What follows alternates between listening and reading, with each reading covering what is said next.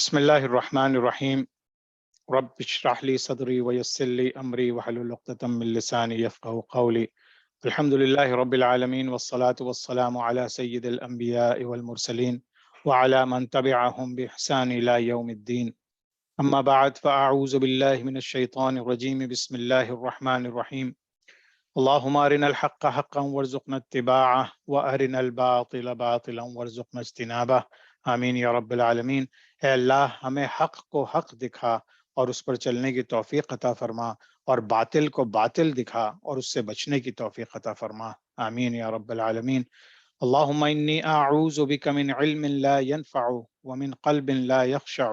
ومن نفس لا تشبع ومن دعوت لا يستجاب لها۔ اے اللہ بے شک میں تیری پناہ مانگتا ہوں اس علم سے جو نفع نہ دے، اور اس دل سے جو نہ ڈرے، اور اس نفس سے جو سیر نہ ہو، اور اس دعا سے جو قبول نہ ہو آمین یا رب العالمین۔ اللہم صلی علی محمد وعلی آل محمد کما صلیت علی ابراہیم وعلی آل ابراہیم انک حمید مجید۔ اللہم بارک علی محمد وعلی آل محمد کما بارکت علی ابراہیم وعلی آل ابراہیم انک حمید مجید۔ بسم اللہ الرحمن الرحیم۔ اچھا، انشاءاللہ آج ہم اپنی کلاس کو کنٹینیو کرتے ہیں۔ یہ موڈیول جو ہے موڈیول نمبر 4، یہ خلفاء راشدین کے اوپر ہے۔ ہم لوگوں نے الحمدللہ 4 موڈیول کمپلیٹ کر لیے، جس میں سے حضرت ابوبکر صدیق رضی اللہ تعالیٰ عنہ، حضرت عمر فاروق رضی اللہ تعالیٰ عنہ، حضرت عثمان رضی اللہ تعالیٰ عنہ کو ہم لوگوں نے کمپلیٹ کر لیا تھا، ان کے اوپر ڈسکشن۔ اور آج جو ہے ہم انشاءاللہ چوتھے خلیفہ حضرت علی رضی اللہ تعالیٰ عنہ کے اوپر ڈسکس کریں گے انشاءاللہ تعالیٰ۔ ہمارا مقصد اس کورس کا جو ریزن ہے وہ ہمارا یہی ہے کہ ہم اپنی جو نالج ہے، ہسٹوریکل نالج ہے، اس میں جو گیپس آئے ہوئے ہیں ان کے اندر ہم کنیکشن پیدا کر دیں، تاکہ انشاءاللہ ہمیں کریشن آف دی یونیورس سے، اللہ تعالیٰ نے جو جب کائنات بنائی تھی اس وقت سے لے کے آج تک ہمارے سامنے کوئی گیپ نہ رہے جس کی وجہ سے کوئی شک و شبہات نہ آئے۔ اور ظاہر سی بات ہے، باٹم لائن یہی ہے کہ کس طرح سے ہم اپنے آپ کو اللہ سبحانہ و تعالیٰ سے کنیکٹ کر لیں۔ کلاس میں چونکہ نئے لوگ مسلسل ماشاءاللہ شامل ہوتے رہتے ہیں، تو اس لیے میں ایک دو چیزیں مزید ریپیٹ کر دیتا ہوں کہ جو بھی اس کلاس میں انشاءاللہ ڈسکس ہو رہا ہے from very purely historical perspective سے ہو رہا ہے۔ اور ہسٹری آپ کو پتا ہے کہ جو بھی ہسٹورین ہوتا ہے وہ اپنے لحاظ سے ہسٹری لکھتا ہے، اپنی نالج کے مطابق، اپنی انڈرسٹینڈنگ کے مطابق، اپنے کلچر کے مطابق۔ تو اس وجہ سے کبھی ہسٹری میں آپ کو کوئی یہ نہیں ملے گا کہ پہلے دن سے اب تک جو ہے ہمیشہ کوئی ایک چیز کے اوپر اتفاق ہوا ہو۔ تو بہت سے لوگوں کو اس میں اختلافات بھی ہوتے ہیں، بہت سے فقہی اختلافات ہو جاتے ہیں۔ تو انشاءاللہ تعالی ہم سب کو اپنا ذہن، اپنا دل کھول کے اس کلاس کو اٹینڈ کریں گے۔ جس چیز میں اگر ہمیں بات سمجھ نہیں آئی تو ہم پوچھ لیں گے، اور اگر کوئی بات تب بھی آپ سمجھتے ہیں کہ اس میں کوئی کانٹرڈکشن ہے تو انشاءاللہ آپ لوگ مجھے ڈائریکٹ میرے واٹس ایپ کے اوپر میسج کر کے وہ چیز انشاءاللہ ڈسکس کر سکتے ہیں۔ اگر میں نے غلطی سے کوئی چیز ایسی بیان کر دی ہے کہ جس کو مجھے تصحیح کرنی ہے تو انشاءاللہ میں اس سے اگلی کلاس میں اس کی فوراً سے تصحیح کر لوں گا۔ یہاں میں بھی سیکھنے کے لیے آیا ہوں، آپ سب بھی انشاءاللہ سیکھ رہے ہیں۔ ہم سب مل کے اللہ تعالیٰ سے کنیکشن پیدا کر رہے ہیں، اللہ تعالیٰ کی قربت حاصل کرنے کے لیے ہم جتنے بھی پاسبلٹیز ہیں، جتنی بھی، ان کو ہم ہسٹری کے ذریعے، اسلامک ہسٹری کے ذریعے پڑھتے چلے جائیں گے انشاءاللہ تعالیٰ۔ آپ لوگوں کو ہمیشہ اوپن ہے، ہمارا سیشن جو ہے وہ تقریباً 45 منٹس کے بعد پھر 10-15 منٹ کا کوسچن آنسر کا سیشن ہوتا ہے جو اس کلاس سے ریلیٹڈ ہوتا ہے۔ اس کے بعد پھر ہم فلور اوپن کر دیتے ہیں جنرل کوسچن آنسرز کے لیے، ڈسکشن ہوتا ہے پھر اس کے اندر۔ تو اس میں آپ لوگ پلیز فیل فری کر کے آئیے، بات کیجیے، اور انشاءاللہ تعالیٰ پھر ہم سب ایک دوسرے سے سیکھیں گے۔ جزاک اللہ خیرن۔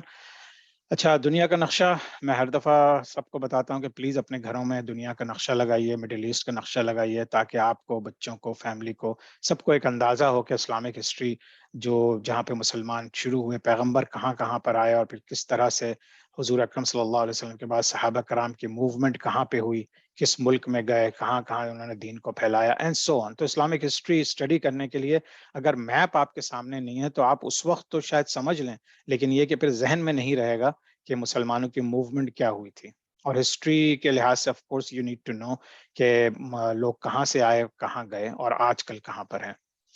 تو آج انشاءاللہ ہم اپنا 5واں سیشن موڈیول 4 کا شروع کریں گے حضرت علی رضی اللہ تعالیٰ عنہ کے اوپر۔ حضرت علی رضی اللہ تعالیٰ عنہ کی پیدائش جو ہے وہ کوفہ میں وہ مکہ مکرمہ میں ہوئی، اور ان کا انتقال کوفہ عراق میں ہوا۔ ان کی عمر AD 601 میں ان کا برتھ ہوئی، اور 661 میں ان کی شہادت ہوئی۔ تو یہ تقریباً 60 ایئرز بن جاتے ہیں۔ بعض ہسٹری بکس میں ان کو 61 یا 62 ایئرز کا بھی بتایا گیا ہے۔ یہ اسلامک کانکوسٹ جو میں نے ابھی آپ کو پچھلے کلاس میں کافی تفصیل سے اس نقشے کے اوپر ڈسکس کیا تھا کہ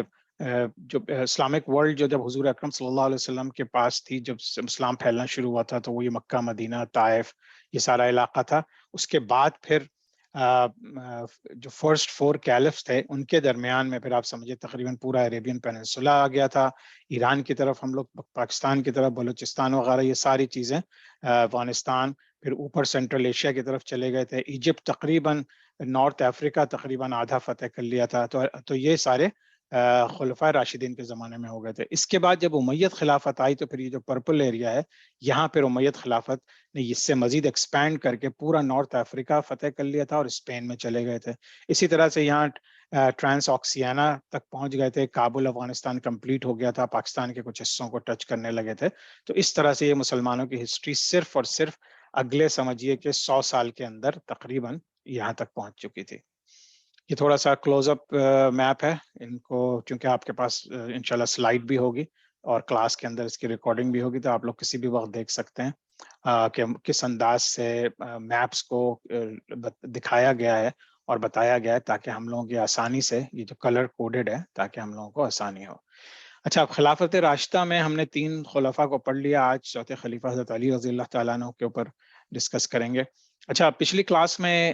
کچھ ڈسکشنز ہوئے تھے، تو اس کے اوپر میں آپ لوگوں سے صرف ایک حدیث شیئر کرنا چاہ رہا ہوں کہ رسول اللہ صلی اللہ علیہ وسلم نے فرمایا کہ میری امت کا سب سے بہترین زمانہ میرا زمانہ ہے، پھر ان لوگوں کا جو اس زمانے کے بعد آئیں گے، پھر ان لوگوں کا جو اس زمانے کے بعد آئیں گے۔ عمران رضی اللہ تعالیٰ عنہ کہتے ہیں کہ مجھے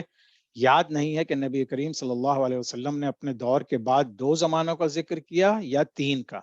پھر آپ صلی اللہ علیہ وسلم نے فرمایا کہ تمہارے بعد ایک ایسی قوم پیدا ہوگی جو بغیر کہے گواہی دینے کے لیے تیار ہو جایا کرے گی، اور ان میں خیانت اور چوری اتنی عام ہو جائے گی کہ ان پر کسی قسم کا بھروسہ باقی نہیں رہے گا، اور نظریں مانیں گے لیکن انہیں پورا نہیں کریں گے، حرام مال کھا کھا کر ان پر موٹاپا عام ہو جائے گا۔ تو یہ حضور اکرم صلی اللہ علیہ وسلم کی حدیث ہے، اس سے ہمیں صاف صاف پتہ چلتا ہے کہ جو حضور صلی اللہ علیہ وسلم کے وصال کے بعد کے حالات ہوں گے وہ اتنے زیادہ اچھے نہیں ہوں گے۔ یعنی کہ حضور صلی اللہ علیہ وسلم نے بتایا کہ میرا دور سب سے اچھا ہوگا، یعنی حضور صلی اللہ علیہ وسلم کا دور، پھر صحابہ کا دور اس سے نیکسٹ پہ سب سے اچھا ہوگا، پھر اس کے بعد تابعین کا دور، اور پھر تبع تابعین کا دور۔ تو یہ چیزیں ہمیں ذہن میں رکھنی چاہیے کہ جو اختلافات اسلامک ہسٹری میں آئیں گے، یہ اللہ تعالیٰ کا اٹس پارٹ آف پلان، اللہ تعالیٰ کی حکمت ہے۔ تو بجائے اس کے کہ ہم اس کے اوپر تکلیف میں رہیں اور یہ سوچیں کہ مسلمان آپس میں کیوں لڑ رہے ہیں، کیوں، ہم سب کو اپنی انشاءاللہ تعالیٰ اپنی آخرت بنانی ہے، اپنی قبر میں جانا ہے۔ تو ہم کوشش کریں گے کہ مسلمان ملیں، مسلمانوں میں اتحاد ہو ہر لحاظ سے، لیکن یہ کہ ہم اس کے اوپر اپنا دل اور اپنا دماغ اس وجہ سے وہ نہیں کریں گے، کیونکہ پھر آپ اپنی عبادات سے ہٹ جاتے ہیں، پھر آپ کو نا امیدی ہو جاتی ہے جو کہ شیطان کی طرف سے ہوتی ہے، پھر آپ کا حوصلہ کم ہو جاتا ہے۔ تو ایون کہ جو آپ کی عبادات ہیں یا جو آپ کے کام کرنے کے ہیں چھوٹے لیول کے اوپر، اپنی کمیونٹی میں، اپنی مسجد میں، پھر آپ مسلمانوں کی اوور آل سچویشن دیکھ کے بہت مایوس ہو جاتے ہیں۔ آج ہم دیکھیں پورے پاکستان میں اور پوری دنیا میں مسلمانوں کا کیا حال ہے۔ تو بجائے اس کے کہ ہم اس سے مایوس ہوں، ہمیں چاہیے کہ ہم سوچیں کہ بھائی شاید ہم اپنا کردار ادا نہیں کر رہے ہیں، تو ہمارا کردار کیا ہونا چاہیے ایسے وقتوں میں، وہ ہمیں سوچنا ہے، اور انشاءاللہ اس لحاظ سے آگے بڑھنا ہے۔ اچھا، یہ اب تھوڑا سا چونکہ آج حضرت علی رضی اللہ تعالیٰ عنہ کی حیات طیبہ کو ہم ڈسکس کریں گے، تو آپ لوگوں کو تھوڑا عراق کا نقشے کا علم ہونا چاہیے۔ نیچے ساؤتھ میں سعودی عربیہ ہے، یہ پرشین گلف ہے، یہ پورا عراق کا علاقہ جو خاص طور سے آج کل ہے، اس سے متصلہ بالکل ایران ہے آپ کے ایسٹ میں، اور پھر آپ کے ویسٹ میں یہ سیریا ہے، اور یہ سیریا جو ہے پھر آپ سمجھیے ایک زمانے میں جو فلسطین اور لبنان اور یہ سارے جو علاقے تھے یہ شام ہی کہلاتے تھے، سیریا ہی کہلاتے تھے، لیکن اب ان کے بارڈرز ڈیفرنٹ ہو گئے ہیں۔ اسی طرح سے جارڈن جب بن گیا تو عراق کے بالکل سمجھیے ویسٹ میں ایک چھوٹا سا ملک جارڈن بھی ہے جو کہ پھر کنیکٹ ہو جاتا ہے فلسطین سے۔ ٹھیک ہے، تو یہ ذہن میں اپنا ایک یہ نقشہ رکھیں انشاءاللہ۔ حضرت علی رضی اللہ تعالیٰ عنہ کی خلافت 656 میں شروع ہوئی جب حضرت عثمان غنی رضی اللہ تعالیٰ عنہ کو شہید کر دیا گیا، اور پھر ان کی خلافت 4.5 سے 5 سال رہی، لیکن وہ بہت ہی یعنی کیوٹک ٹائپ کی تھی، کیونکہ بہت سی منافقین بھی سر اٹھا رہے تھے اور لڑائی جھگڑے شروع ہو رہے تھے، اور پھر بہت ہی سیڈ جو ایونٹ ہوا حضرت عثمان غنی رضی اللہ تعالیٰ عنہ کی شہادت کی صورت میں، کہ کسی مسلمان نے مسلمان کو قتل کیا، اور اس کے بعد پھر یہ سلسلہ بہت آگے بڑھ گیا۔ حضرت علی رضی اللہ تعالیٰ عنہ کی جب خلافت ملی تو وہ بہت ہی نازک حالات تھے، بہت زیادہ فیکشنز آلریڈی بن چکے تھے، لیکن پھر بھی اللہ کے ایک محبوب صحابی، حضور اکرم صلی اللہ علیہ وسلم کے ایک محبوب صحابی تھے، حضور صلی اللہ علیہ وسلم کے داماد بھی تھے، کزن بھی تھے، تو اور پلس یہ کہ بچپن سے تقریباً 6 سال کی عمر میں حضور صلی اللہ علیہ وسلم کے گھر آ گئے تھے، تو جو ان کا مقام اور مرتبہ ہے حضور صلی اللہ علیہ وسلم کی زندگی کے ساتھ، وہ کسی اور نہ صحابی کا ہے نہ کسی اور انسان کا ہے، اور ان کو لقب ملا تھا باب العلم کا، باب العلم یعنی علم کا دروازہ۔ تو اس زمانے، جیسے آج کے زمانے میں ہمارے اسکالرز ہوتے ہیں نا، اسی طرح سے اس زمانے میں ان کو یہ مرتبہ حاصل تھا کہ یہ اسلام کے عالم تھے، اسکالر تھے ایون اس ٹائم میں۔ اچھا، اب ان کی فیملی کو دیکھ لیتے ہیں کہ حضرت فاطمہ رضی اللہ تعالی عنہا کی شادی حضرت علی رضی اللہ تعالیٰ عنہ سے ہوئی، اور حضرت فاطمہ رضی اللہ تعالیٰ عنہا حضور صلی اللہ علیہ وسلم کی بیٹی تھیں، اور حضرت علی رضی اللہ تعالیٰ عنہ حضور صلی اللہ علیہ وسلم کے کزن بھی تھے، اور حضور صلی اللہ علیہ وسلم کے جو چچا تھے ابو طالب، ان کے بیٹے حضرت علی تھے۔ اسی طرح حضور صلی اللہ علیہ وسلم کے والد عبداللہ، اور پھر عبداللہ کے والد اور ابو طالب کے والد سیم تھے، یعنی حضرت عبد المطلب۔ تو ان دونوں کے جو دادا تھے وہ سیم تھے، اور پھر حضور صلی اللہ علیہ وسلم کی بیٹی کے ساتھ حضرت علی رضی اللہ تعالیٰ عنہ کی جب شادی ہو گئی تو آپ سمجھیے کہ وہ بھی خاندان میں مزید ان کا ریلیشن شپ بڑھ گیا۔ اچھا، مکہ مکرمہ میں پیدا ہوئے حضرت علی رضی اللہ تعالیٰ عنہ 13 ستمبر 601 عیسوی میں، 13 رجب بمطابق 13 رجب 23 بفور ہجرہ۔ بنو ہاشم سے بلونگ کرتے تھے، جو حضور صلی اللہ علیہ وسلم کا قبیلہ بھی تھا، اور ان کا جو شہادت ہوئی حضرت علی رضی اللہ تعالیٰ عنہ کی، وہ کوفہ عراق میں ہوئی۔ کوفہ کو آج کل نجف بھی کہتے ہیں، تو اگر آپ لوگ عراق کا نقشہ دیکھیں تو اس کو جو نجف کا علاقہ ہے بیسیکلی وہی کوفہ کا تھا، اور ان کا جو انتقال ہوا، جو شہادت ہوئی، وہ جنوری 28 661 AD بمطابق 21 رمضان سن 40 ہجری میں۔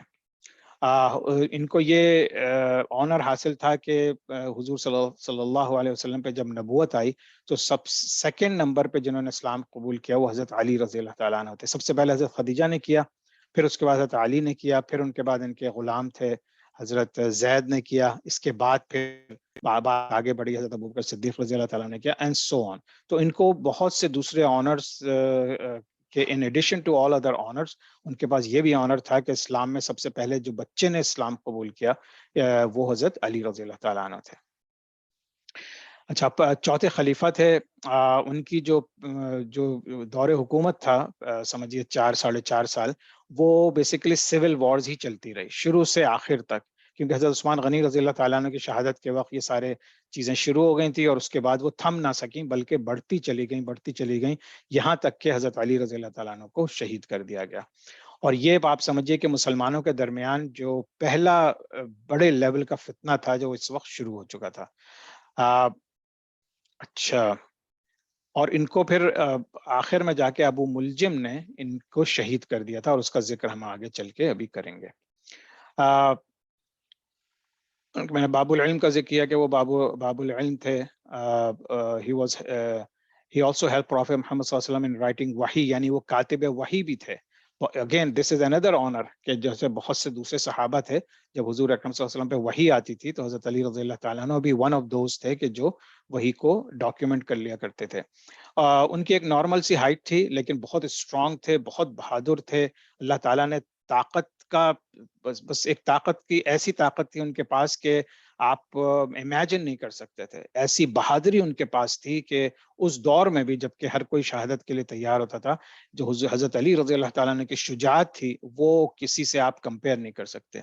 بہت زیادہ ماڈسٹ تھے، ہمیشہ اسٹریٹ پاتھ پہ چلتے تھے، بلا وجہ کی باتیں نہیں کرتے تھے، بہت ہی سادہ طبیعت کے تھے، لیکن یہ کہ اپنے دین کے اوپر اس طرح سے فرم ہو کے چلتے تھے کہ جس میں کسی دوسری چیز کو اس میں آنے نہیں دیتے تھے۔ حضرت علی رضی اللہ تعالیٰ عنہ نے زیادہ تر غزوات میں حضور صلی اللہ علیہ وسلم کے ساتھ لڑے، اور انہوں نے جو کفار کا جو بدر میں کفار قتل ہوئے ہیں، بلکہ بڑے بڑے جو سردار قتل ہوئے ہیں، ان میں کئی سرداروں کو حضرت علی رضی اللہ تعالیٰ عنہ نے یعنی کہ جہنم واصل کیا تھا۔ ان کی بیٹل آف احد میں، یعنی کہ جو احد کی جنگ تھی، اس میں حضرت علی رضی اللہ تعالیٰ عنہ بہت کلوز لڑے تھے، اور جب حالات بدل گئے تھے اور مسلمانوں کی ہار تقریباً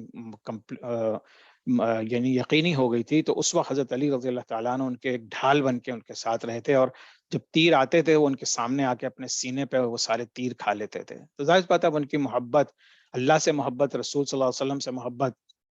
رسول صلی اللہ علیہ وسلم سے رشتہ داری، ان کی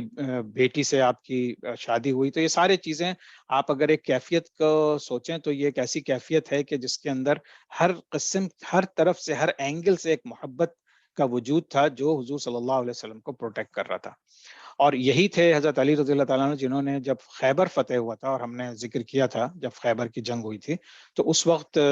حضرت علی رضی اللہ تعالیٰ عنہ کی طبیعت صحیح نہیں تھی، وہ مدینہ میں ٹھہر گئے تھے، ان کی آنکھوں میں کوئی تکلیف تھی۔ تو جب یہ ایک قلعہ، اتنا بڑا قلعہ فتح نہیں ہو رہا تھا، تو حضور صلی اللہ علیہ وسلم نے حضرت علی کو بلوایا تھا کہ وہ علی آئیں گے تو وہ فتح کریں گے، اور وہ آئے، اور وہی ہوا کہ انہوں نے تنہا انہوں نے خیبر کا جو قلعے کا بہت بڑا دروازہ تھا وہ اپنے ہاتھوں سے توڑ دیا تھا۔ تو یہ ساری چیزیں ہمیں اپنی ہسٹری میں یاد رکھنی چاہیے کہ کس کے کیا کنٹریبیوشن تھا۔ حضرت علی رضی اللہ تعالیٰ عنہ نے جتنے میجر ٹاسک ہوتے تھے حضور صلی اللہ علیہ وسلم کے، چاہے وہ دعوت تبلیغ کے ہوں، کہ فیملی میٹرز ہوں، کہ حکومتی میٹرز ہوں، وہ سب میں حضرت علی حضور صلی اللہ علیہ وسلم کی مدد کیا کرتے تھے۔ یہ حضرت علی رضی اللہ تعالیٰ عنہ ہی تھے کہ جب حضور صلی اللہ علیہ وسلم نے ہجرت کی تو اب اپنے سب سے قریبی آدمی کو انہوں نے کہا کہ میرے بیڈ پہ تم لیٹ جاؤ، اور جب میں چلا جاؤں اور تو پھر جتنی امانتیں میرے پاس لوگوں کی ہیں ان کو واپس کر کے تم آ جانا۔ تو یہ حضرت علی رضی اللہ تعالیٰ عنہ کو یہ پتا تھا کہ اگر تھوڑا سا بھی کفار نے چادر ہٹا کے نہیں دیکھی کہ کون لیٹا ہوا ہے، تو وہ تو حضور صلی اللہ علیہ وسلم کو سمجھ کے جو ہے ان کو مجھے قتل کر دیں گے۔ لیکن ان کی محبت اور ان کی ساری چیزیں جو تھیں وہ ان کو ان کسی چیز کی پرواہ نہیں تھی، ان کو بس یہ تھا کہ کسی طرح سے حضور صلی اللہ علیہ وسلم سیف اینڈ ساؤنڈ مدینے کی طرف ہجرت کر جائیں۔ اچھا، حضور صلی اللہ علیہ وسلم جب لوگوں کی امانتیں جن کو دے کے گئے تو انہوں نے ایک ایک امانت واپس کی اور اس کو بتایا کہ حضور صلی اللہ علیہ وسلم تمہیں واپس کر گئے ہیں۔ تو سب کی امانتیں واپس کرنے کے بعد پھر وہ وہاں سے چلے اور پھر انہوں نے ہجرت کی، اور وہ اکیلے ہجرت کی، اور سنا کہ جب ان کے پاؤں زخمی ہو چکے تھے اور بہت ہی برا حال تھا، شاید 8 دن یا 9 دن لگے تھے یا 7 دن، کہ جب حضرت حضور صلی اللہ علیہ وسلم پہلی مسجد پہ پہنچے تھے، مسجد قباء غالباً، تو وہاں پہ پھر حضرت علی رضی اللہ تعالیٰ عنہ سے ان کی ملاقات ہوئی تھی، اور پھر وہ لوگ ساتھ مدینہ منورہ میں انٹر ہوئے تھے۔ اچھا، اور اچھا، اب حضرت علی رضی اللہ تعالیٰ عنہ کا جو دور تھا، یعنی وہ تو ان کی خلافت تو وہ تو چوتھے خلیفہ تھے، لیکن پہلے خلیفہ سے لے کے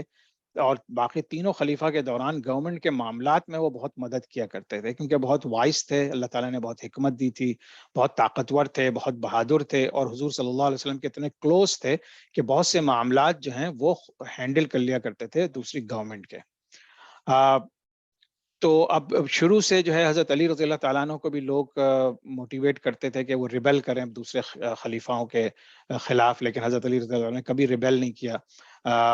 اس بات پہ کہ چونکہ آپ حضور صلی اللہ علیہ وسلم کے قریبی تھے اور گھر والے تھے تو خلافت آپ کو ملنی چاہیے تھی۔ لیکن اس سب میں اللہ تعالیٰ کی کیا حکمت تھی، اللہ تعالیٰ نے کس طرح سے چیزوں کو ڈیزائن کیا، پھر حضور صلی اللہ علیہ وسلم کی کیا حکمت تھی کہ وہ کسی کو نامینیٹ کرنے کے بجائے انہوں نے صرف کچھ اشارے دیے تھے، جس طرح سے حضرت ابوبکر صدیق رضی اللہ تعالیٰ عنہ کو کہا تھا کہ میرے بعد یعنی جب میں بیمار ہوں تو نماز تم پڑھانا، اور بلکہ ایک واقعہ ہوا تھا جس میں تھوڑی انہوں نے ناراضگی کا اظہار کیا تھا، جب حضرت عمر فاروق نماز پڑھانے لگے تھے تو انہوں نے کہا ابوبکر کہاں ہیں۔ تو ان سب تمام چیزوں سے دیکھ کے پھر ہم نے واقعات ڈسکس کیے تھے کہ جب خلافت کا معاملات آئے تھے تو مہاجر اور انصار تھوڑا سا کانفلکٹ پیدا ہو رہا تھا، اور پھر حضرت ابو بکر صدیق کو لے کے حضرت عمر فاروق وہاں گئے تھے اینڈ سو آن. تو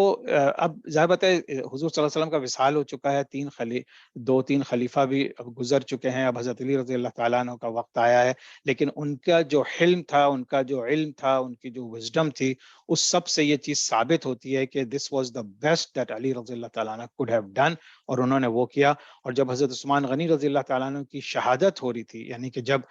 مسلمان ہی مسلمان کو مار رہے تھے، تو سب سے زیادہ ان کے گھر کو پورا پہرے داری جو کر رہے تھے وہ حضرت علی رضی اللہ تعالیٰ عنہ کے دونوں بیٹے حضرت امام حسن، حضرت امام حسین رضی اللہ تعالیٰ عنہم اجمعین، وہ لوگ کر رہے تھے. تو ان چیزوں سے ہمارا بالکل ایک جو ڈاؤٹس ہیں وہ کلیئر ہو جاتے ہیں کہ حضرت علی رضی اللہ تعالیٰ عنہ کا رول بہت پازیٹیو تھا. بعد میں بعض اوقات آنے والے لوگوں نے اور ان کو اکسایا یا ان کو ڈفرینٹ انداز سے ان کی تعریفیں کی، جس کی وجہ سے پھر ایک آدھ واقعات بھی ایسے ہوئے کہ انہوں نے ایک شخص کو جو ہے وہ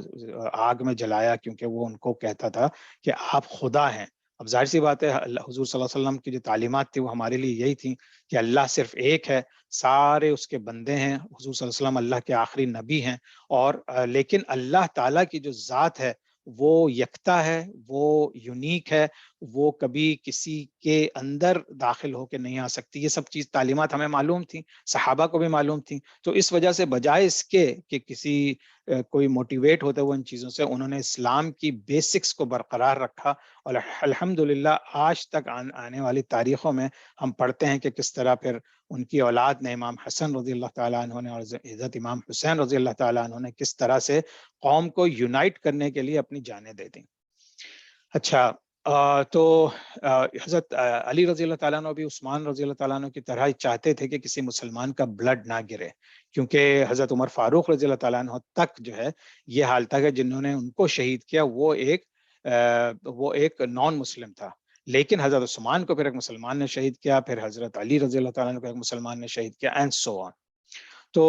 جب حضرت عائشہ صدیقہ رضی اللہ تعالیٰ عنہ کے ساتھ فیس ٹو فیس آئے حضرت علی رضی اللہ تعالیٰ عنہ، تو اس وقت بھی جو رسپیکٹ کا عالم تھا ایک دوسرے کے لیے، کہ یہاں تک کہ جب حضرت علی رضی اللہ تعالیٰ عنہ نے کیپچر کر لیا تھا حضرت عائشہ کو اور ان کے اونٹنی کے پاؤں کٹ گئے تھے، تو اب وہ فاتح تھے، لیکن انہوں نے چونکہ عائشہ صدیقہ رضی اللہ تعالیٰ عنہ حضور صلی اللہ علیہ وسلم کی زوجہ تھیں، اور ہمارے لیے تمام مؤمنین کے لیے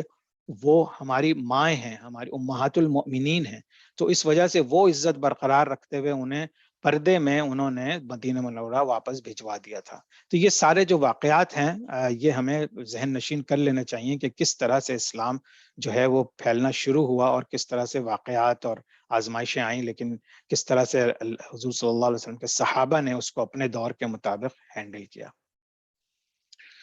اچھا، حضرت علی رضی اللہ تعالیٰ عنہ کی جو تلوار تھی اس کو نام دیا گیا تھا الذوالفقار، اور وہ ڈبل ایش تھی، یعنی کہ وہ جب وار کرتے تھے تو ایک وار کر کے اگر آپ کی ایک ایج ہے تلوار کی تو آپ وار کرنے کے بعد پھر پیچھے ہاتھ اٹھاتے ہیں، دوسرا وار کرتے ہیں، لیکن وہ ایک ہی وار میں دو تین جو ہے دشمنوں کو مار دیتے تھے. تو یہ ان کی الذوالفقار بہت مشہور تھی. حضور صلی اللہ علیہ وسلم نے ان کی اپنی تلوار دی تھی حضرت علی رضی اللہ تعالیٰ عنہ کو، اور جو انہوں نے بہت سے غزوات میں استعمال کی. بیٹل آف خندق کے بعد جب جنگ خندق ہو گئی تھی، جس کا ہم نے ذکر کیا ہے بہت تفصیلی، کہ جب حضرت علی رضی اللہ تعالیٰ عنہ نے ایک بہت بہادر اور بہت ہی قوی قامت عمرو بن الود کافر کو، جب انہوں نے جنگ خندق کے وقت ڈوئلز ہو رہے تھے، آپ کو یاد ہوگا کہ خندق کھدوا دی گئی تھی، تو اب ظاہر سی بات ہے وہ فیس ٹو فیس لڑائی تو نہیں ہوئی جنگ خندق میں، لیکن دونوں طرف سے للکارا گیا تھا کہ اچھا کون ہے جو مجھ سے لڑ سکتا ہے. تو جب یہ الود نے للکارا تو حضور صلی اللہ علیہ وسلم کی اجازت سے حضرت علی رضی اللہ تعالیٰ عنہ گئے اور انہوں نے اسے ڈیفیٹ دے دی، اسے مار دیا. تو اس وقت پھر حضور صلی اللہ علیہ وسلم نے انہیں اسد اللہ کا لقب دیا تھا، یعنی line of Allah, line of God. تو حضرت علی رضی اللہ تعالیٰ عنہ کو یہ سارے آنرز بھی حاصل ہیں. اور پھر حضور صلی اللہ علیہ وسلم نے ان کو مسلسل اس بات کے اوپر اپنی حیات طیبہ میں ان کی تعریفیں کرتے رہے تھے. اچھا، اب جو ہے میں نے آپ لوگوں کو عراق کا نقشہ دکھایا تھا، یہ عراق کا نقشہ ہے دوبارہ، لیکن یہ تھوڑی تفصیل کے ساتھ ہے. یہ آپ کا بغداد ہے، جو ہم آگے چل کے دیکھیں گے کہ خلافت بنی عباس میں یہ پوری دنیا کا ایک مرکز بن چکا تھا، اور بلکہ پوری one of the best and top cities of the world تھی یہ بغداد. ٹھیک ہے. اچھا یہ آپ کا سعودی عرب ہے. یہاں سے بصرہ ہے, بالکل پرشین گلف کے بارڈرز کے اوپر یہ بصرہ ہے. ٹھیک ہے. اس کے بعد پھر آپ کا جو کربلا کا واقعہ ابھی آئے گا ہم ذکر کریں گے. کربلا جو ہے وہ بغداد سے تھوڑا سا اوپر غالباً یہاں کہیں پر ہے. یہ سوری یہ کربلا یہ ہے, کربلا یہ ہے. اور النجف یعنی کوفہ جو ہے وہ یہ ہے جہاں پہ حضرت علی رضی اللہ تعالیٰ نے پھر اپنی حکومت کو مدینہ منورہ سے کوفہ کو موو کر دیا تھا. اس کا ذکر ہم ابھی آگے کریں گے. اچھا حضرت علی رضی اللہ تعالیٰ عنہ کی ازواج کا ذکر کر لیتے ہیں. ان کی جو ہیں فاطمہ بنت محمد صلی اللہ علیہ وسلم, امامہ بنت علی عاص, ام البنین لیلہ بنت مسعود, اسما بنت امیس, خولہ بنت جعفر, الصحبہ بنت ربیعہ, ام سعد بنت عروہ, محیہ بن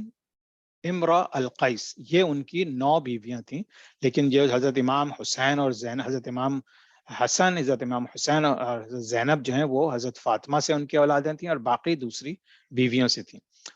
ان کی اولادیں تقریباً ٹوٹل جو تھیں وہ 21 کے قریب تھیں, جن میں سے 3 حضرت فاطمہ سے تھیں, حسن, حسین, زینب رضی اللہ تعالیٰ عنہم اجمعین. پھر اس کے علاوہ آپ یہ دیکھ لیجئے کہ دوسری بیویوں سے ان کے یہ سارے بچے تھے جن کا ذکر پھر تاریخ میں آتا ہے, اور آگے چل کے ان بہت سے لوگوں کو ہم اسٹڈی بھی کریں گے انشاءاللہ تعالی. اچھا اب فتنہ تو آلریڈی سٹارٹ ہو چکا تھا, یعنی کہ حضرت عثمان غنی رضی اللہ تعالیٰ عنہ کی شہادت کے وقت ایک بہت بڑا فتنہ کھڑا ہو چکا تھا. مسلمان سے لڑ رہے ہیں آپس میں. اور اس وقت حضرت علی رضی اللہ تعالیٰ عنہ کو جب خلافت ملی تو شروع میں انہوں نے اس وقت بھی انکار کیا, لیکن لوگوں نے جب کہا کہ آپ کے علاوہ اس وقت اب اتنا زبردست فتنہ ہے کہ اس وقت کوئی نہیں سنبھال سکتا, تو آپ کو حضور صلی اللہ علیہ وسلم کی خاطر اور امت مسلمہ کی خاطر آپ کو یہ چارج لینا ہوگا, تو پھر انہوں نے ایکسیپٹ کیا. لیکن چونکہ مسلمانوں کے 2 فیکشنز بن چکے تھے, تو اب یہ بہت غور سے سننے والی بات ہے, کیونکہ ہسٹری میں جو بہت زیادہ کنٹروورسی پھیلائی گئی ہے انٹینشنلی بائی اینیمیز آف اسلام, ان کی وجہ سے پھر بہت زیادہ اختلافات ہو گئے اور مسلمان آپس میں لڑنے لگے. جبکہ حضور صلی اللہ علیہ وسلم نے جو اپنی تعلیمات دی اس میں ہر وقت مسلمانوں کو یکجا کرنے کی بات کی. بنو امیہ اور بنو ہاشم کے جو قبائل تھے جو آپس میں ہمیشہ سے لڑتے چلے آ رہے تھے, حضور صلی اللہ علیہ وسلم کے زمانے میں ان کے اندر تمام لڑائی ختم ہو چکی تھی, لیکن بالکل ختم نہیں ہوئی تھی, لیکن بالکل لو لیول پہ چلی گئی تھی. لیکن ان کے وصال کے بعد پھر یہی خاندانی دشمنیاں, کیونکہ حضرت عثمان غنی رضی اللہ تعالیٰ عنہ جو بنو امیہ سے تھے اور حضور صلی اللہ علیہ وسلم اور حضرت علی رضی اللہ تعالیٰ عنہ بنو ہاشم سے تھے, تو یہ پھر ایک دوبارہ سے سرفیس کی, اور جس نے پھر اتنا بڑے لیول پہ ایک سمجھیے فتنہ اختیار کر لیا کہ جس کی وجہ سے مسلمان آپس میں آج تک لڑتے ہیں. اچھا حضرت عثمان غنی رضی اللہ تعالیٰ عنہ کے ساتھ جو لوگ تھے, ان کے اگینسٹ جو لوگ تھے اور وہ بہت خوش تھے کہ ان کو شہید کر دیا گیا تھا, ان میں حضرت ابو ذر غفاری تھے, ہم نے ان کا ذکر کیا ہے, حضرت عبداللہ بن مسعود تھے, حضرت عمار بن یاسر تھے, اور several other notable Muslims. اسی طرح سے جو بالکل اوپنلی حضرت عائشہ صدیقہ رضی اللہ تعالیٰ عنہ کے ساتھ تھے, یا جو حضرت عثمان غنی رضی اللہ تعالیٰ عنہ کی شہادت کے سلسلے میں جسٹس مانگتے تھے, وہ کہتے تھے کہ انصاف ہو, اور جس نے حضرت عثمان غنی رضی اللہ تعالیٰ عنہ کو قتل کیا ہے ان کو انصاف کے دائرے میں لایا جائے اور ان کا سے بدلہ لیا جائے. اب ان میں کون کون تھے؟ اس میں حضور صلی اللہ علیہ وسلم کی زوجہ حضرت عائشہ صدیقہ رضی اللہ تعالی عنہا, حضرت طلحہ, حضرت زبیر, حضرت امیر معاویہ رضی اللہ تعالی عنہ, and several others notable Muslims. تو اب آپ دیکھ لیجئے کہ دونوں طرف بڑے بڑے صحابہ ہیں, اور ان دونوں طرف کی جو لیڈ ہے وہ ایک حضرت حضور صلی اللہ علیہ وسلم کی وائف ہے, اور ایک طرف حضور صلی اللہ علیہ وسلم کے داماد اور کزن اور ان کے رائٹ ہینڈ ہے. اب ان میں ایک مس انڈرسٹینڈنگ ہو جانا اور لڑائی ہو جانا جو ہے اس وقت اسلام کے لیے بہت خطرناک چیز تھی, کیونکہ رومن امپائرز بیٹھے ہوئے ہیں آپ کے پوری دنیا میں, پرشین امپائر جن کو ہم نے شکست دی تھی, یہ دونوں ہر طریقے سے بیٹھے ہوئے ہیں کہ کسی طرح سے مسلمانوں کو ہم دوبارہ سے نیچا کر دیں, جس طرح سے یہ لوگ قریش مکہ کی صورت میں ایک جاہلانہ زندگی گزار رہے تھے. ٹھیک ہے, تو یہ ذہن میں رکھیے کہ کس طرح سے صحابہ کی ڈسٹریبیوشن ہوئی اس وقت. اچھا, اب یہ کانفلکٹ مزید بڑھا, اور پھر بہت سے صحابہ جو تھے حضرت عائشہ صدیقہ رضی اللہ تعالیٰ عنہ سے اور صحابہ بصرہ چلے گئے یہ لوگ, اور پھر حضرت طلحہ, حضرت عائشہ, حضرت زبیر جو ہیں وہ لوگ بھی پھر مکہ مکرمہ سے وہاں چلے گئے تاکہ ڈیمانڈ کر سکیں کہ حضرت عثمان غنی رضی اللہ تعالیٰ عنہ کی شہادت کا بدلہ لیا جا سکے. اور پھر انہوں نے اپنی حفاظت کے لیے اور اپنے ایک موقف کو ڈیفینڈ کرنے کے لیے انہوں نے ایک اپنے ساتھ لوگوں کو، صحابہ کو لے لیا جو اگر کچھ لڑائی جھگڑا ہو گیا تو اس کے اندر وہ لوگ مدد کر سکیں. چونکہ حضرت علی رضی اللہ تعالیٰ عنہ جو تھے وہ خلیفہ تھے اس وقت، تو لوگوں نے ان سے بھی ڈیمانڈ کیا کہ آپ بھی جو جسٹس ہے اس کو سرو کریں، کہ ذمہ داری آپ کی ہے کہ بھئی اگر عثمان غنی رضی اللہ تعالیٰ عنہ کی شہادت ہوئی ہے تو اب آپ خلیفہ ہیں، تو آپ ان کے قاتلوں کو کیوں نہیں لاتے انصاف کے دائرے میں تاکہ ان کو ختم کیا جا سکے. اور اس وقت پھر جو حالات ہیں اس پہ انشاءاللہ ڈسکشن سیشن میں ہم اور ڈسکس کر لیں گے، لیکن حضرت علی رضی اللہ تعالیٰ عنہ کو پتا تھا کہ اس وقت فتنہ اتنے عروج پر ہے کہ اگر کسی ایک سائٹ کو بھی اب انہوں نے زیادہ سپورٹ کیا تو وہاں پہ پھر یہ فتنہ اور بہت زیادہ بڑھ جائے گا. تو ان کی حکمت یہ تھی کہ تھوڑا سا حالات کام ڈاؤن ہو جائیں، پھر ہم عثمان غنی رضی اللہ تعالیٰ عنہ کے قاتلوں کو تلاش بھی کریں گے اور ختم بھی کریں گے. لیکن یہ کہ ابھی جو حالات تھے، کیونکہ صحابہ اگینسٹ صحابہ کھڑے ہوئے تھے، تو اس وقت وہ کیسے کسی ایک سائٹ کے اوپر ڈیسیشن لے سکتے تھے. آج ہمیں پتہ چلتا ہے کہ کتنی زبردست ان کی حکمت تھی کہ اس وقت انہوں نے بغیر کسی سائٹ کو فلی سپورٹ کرتے ہوئے کوئی ایسی چیز شروع کی. لیکن حالات اور قسمت کو کچھ اور منظور تھا، اور ہم آگے چل کے دیکھیں گے کہ جب پہلی جنگ ہوئی، جنگ جمل، تو اس میں کس طرح سے صحابہ ایک دوسرے کے مخالف آ گئے تھے. اچھا، اب ان میں نیگوشیشنز بھی چل رہی ہیں. اب یہ بھی ذہن میں رکھیے کہ خالی یہ نہیں کہ ایک دوسرے کے خلاف ہو گئے، بات چیت نہیں ہو رہی، سب ایک دوسرے کی عزت کرتے ہوئے، سب اسلام سے محبت کرتے ہوئے، اپنے موقف کو ڈیفینڈ کرتے ہوئے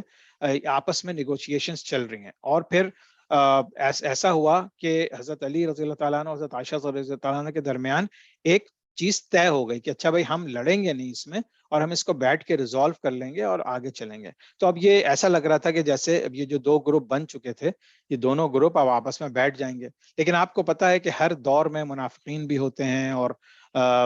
یعنی کہ وہ لوگ بھی ہوتے ہیں جو اسلام دلی طور پہ اسلام نہیں لائے ہوتے، لیکن یہ کہ بس وہ لڑوانے کے لیے اور اپنے پرانے بدلے چکانے کے لیے شامل ہوتے ہیں. اور بعض اوقات اللہ تعالیٰ آپ کی نظروں کو وہ چیزیں نہیں دکھاتا. حکمت اللہ کی ہے، کیونکہ ظاہر بات ہے ہر انسان کی آزمائش کے لیے اللہ تعالیٰ نے یہ دنیا بنائی ہے، اور انشاءاللہ اسی بیسس پہ ہمارے جنت اور دوزخ کا فیصلہ ہوگا. اللہ تعالیٰ ہم سب کو جنت الفردوس میں جگہ عطا فرمائے، آمین یا رب العالمین.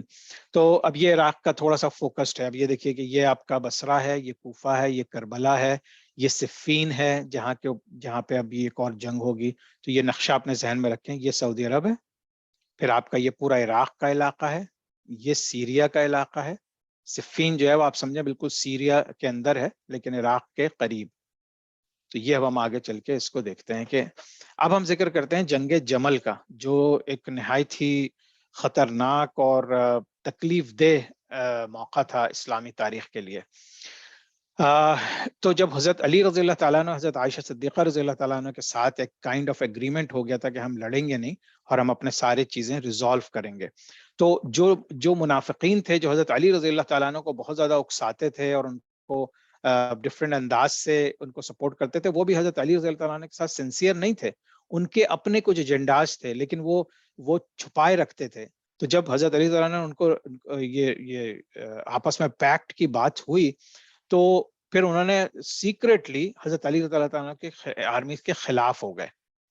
اور پھر انہی کو پھر خارجائٹس کہا جاتا ہے، خوارج، کہ یعنی کہ وہ کھلے عام تو ملے ہوئے تھے حضرت علی رضی اللہ تعالیٰ عنہ سے، لیکن اندر ہی اندر وہ پلاننگ کر رہے تھے حضرت علی رضی اللہ تعالیٰ عنہ کے بھی خلاف اور پھر دوسرے صحابہ کے بھی خلاف. کیونکہ اب اس میں اللہ بہتر جانتا ہے کہ ان کے عزائم مینلی کیا تھے، لیکن جو تاریخ دان یہ کہتے ہیں کہ رومن امپائر ابھی بھی زندہ ہے. پرشین امپائر ختم تو ہو گئی لیکن اس کی جو چھوٹے چھوٹے پاکٹس تھے یا جو لوگ تھے ان کی دشمنیاں ابھی باقی ہیں مسلمانوں سے. تو انہوں نے پھر اسلام کا روپ دھار کے مسلمانوں کو نقصان پہنچانے کی کوششیں کی تھی. اللہ عالم بالصواب. ٹھیک ہے، تو یہ اب سلسلہ ہو گیا. اب یہ خوارج جو ہے اندر ہی اندر ان کے خلاف ہو گئے. پھر انہوں نے دیکھا کہ اب یہ دونوں ایک دوسرے پر حملہ نہیں کرے، ان کا تو مقصد تھا کہ آپس میں لڑواؤ مسلمانوں کو. تو انہوں نے کیا کیا کہ ایک ٹرک پلے کیا کہ حضرت علی رضی اللہ تعالیٰ عنہ کی طرف سے حملہ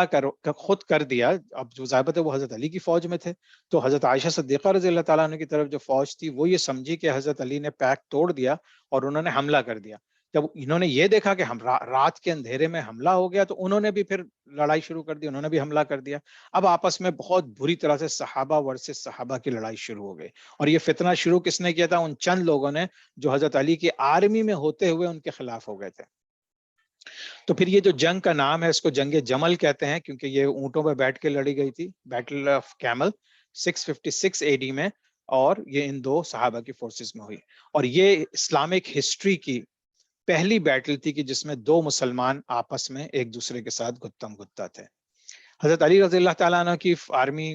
جیت گئی اور انہوں نے پھر حضرت عائشہ صدیقہ رضی اللہ تعالیٰ عنہ کے کیپچر کا حکم دیا. جیسے میں نے ابھی ذکر کیا، حضرت عائشہ صدیقہ رضی اللہ تعالیٰ عنہ کی انہوں نے پہلے سے کہا تھا کہ ان کو کوئی نقصان نہیں پہنچنا پائے. تو ان کی جب اونٹنی کے پاؤں کاٹ دیے گئے تو حضرت عائشہ صدیقہ رضی اللہ تعالیٰ عنہ جب نیچے آ گئیں تو حضرت علی نے ان کی عزت کی، ان کو سلام کیا، اور پھر اپنے بہترین صحابہ کو کہا کہ آپ ان کو لے جا کے عزت کے ساتھ مدینہ منورہ میں لے جائیے تاکہ جو ہے ان کی عزت برقرار رہے، باقی چیزیں پھر ہم دیکھ لیں گے. ایک روایت کے مطابق تقریباً 5,000 کیجولٹیز جو ہیں وہ حضرت علی رضی اللہ تعالیٰ عنہ کی سائڈ سے ہوئیں، اور 10,000 جو ہیں حضرت عائشہ صدیقہ رضی اللہ تعالیٰ عنہ کی سائڈ سے ہوئیں. تو اراؤنڈ آپ سمجھ لیجئے ابھی 15,000 صحابہ، تمام اس میں صحابہ ہیں، اور یہ شہید ہو گئے. اس میں حضرت طلحہ اور حضرت زبیر، ان لوگوں سے جب حضرت علی کی بات ہوئی تھی تو وہ لوگ بھی تھوڑا سا چاہ رہے تھے کہ یہ آپس میں پیکٹ ہو جائے، لڑائی نہ ہو، لیکن بہرحال ان کو جو منافقین تھے انہوں نے ان کو بھی قتل کر دیا تھا. تو یہ بھی اسی جنگ میں کام آ گئے تھے. حضرت امیر معاویہ رضی اللہ تعالیٰ عنہ تو سیریا کے گورنر تھے، تو وہ کافی پاورفل تھے پورے سیریا کے اور دمشق کے سارے علاقوں میں. اور پھر وہ حضرت عائشہ صدیقہ رضی اللہ تعالیٰ عنہ کے ساتھ کھڑے تھے. تو جب بہت ساری یہ نیوز پھیلیں کہ امیر معاویہ جو ہیں وہ ایک اور آرمی بھیج رہے ہیں بصرہ کی طرف حضرت علی رضی اللہ تعالیٰ عنہ کی فورسز سے. اچھا، اب ایک چیز کا دھیان رکھیے کہ اس جنگ میں حضرت امیر معاویہ نہیں آئے تھے، حضرت امیر معاویہ رضی اللہ تعالیٰ عنہ اس جنگ میں نہیں آئے. وہ شام کے گورنر ہیں، وہ بھی وہیں پر ہیں، لیکن وہ سپورٹ کر رہے تھے حضرت عائشہ صدیقہ رضی اللہ تعالیٰ عنہ، کیونکہ وہ ان کے رشتہ دار تھے حضرت عثمان غنی، تو وہ بھی کہتے تھے کہ بھئی ان کو مجھے ان کے شہادت کا بدلہ لینا ہے. ٹھیک ہے، تو یہ چیزیں بہت کلیئر اپنے ذہنوں میں رکھیں انشاءاللہ. سو حضرت علی رضی اللہ تعالیٰ نے جب سنا کہ حضرت امیر معاویہ اپنی فورسز لے کر آ رہے ہیں تو انہوں نے بھی ایک آرمی تیار کی اور سیریا کی طرف، یعنی چونکہ اب ان کی گورنرشپ سیریا کی طرف تھی تو انہوں نے سیریا کی طرف بھیج دی. اور پھر یہ سٹینڈ آف ہوا، یعنی کہ وہاں سے پھر نیگوشیشنز کی باتیں چل رہی ہیں آپس میں، لیکن سم ہاؤ وہ ریزالو نہیں ہو رہی. تو تقریباً 100 دن لگ گئے، آلموسٹ 3 مہینے، اور مینی اٹیمپٹس آف نیگوشیشنز، لیکن ایوری تھنگ ان وین. اچھا اب دیکھیے صفین جو ہے، اب یہ تھوڑا نقشہ دیکھیے. صفین جو ہے یہ شام کا یہ علاقہ ہے، بالکل میڈیٹرینین سی کے قریب، اور آپ کا عراق کا علاقہ سمجھیے یہ ہے. تو عراق سے حضرت علی رضی اللہ تعالیٰ نے اپنی فورسز بھیجی جو صفین میں جا کے کیمپ کیا انہوں نے، اور ادھر سے حضرت امیر معاویہ رضی اللہ تعالیٰ عنہ کی فورسز ہیں اب یہ فیس ٹو فیس یہاں پہ آ گئی ہیں. یہ باقی جو ہم نے یہ بصرہ وغیرہ ابھی یہاں پر ہے، کوفہ یہاں ہے، بغداد یہاں ہے، لیکن اب اس سے تھوڑا ہٹ کے اب سیریا کی طرف وہاں پہ اب ہم پہنچ گئے. اب یہ دوسری بیٹل ہوئی، بیٹل آف صفین، کیونکہ صفین کی جگہ پہ ہوئی تھی 11 صفر 657 اے ڈی میں. اچھا،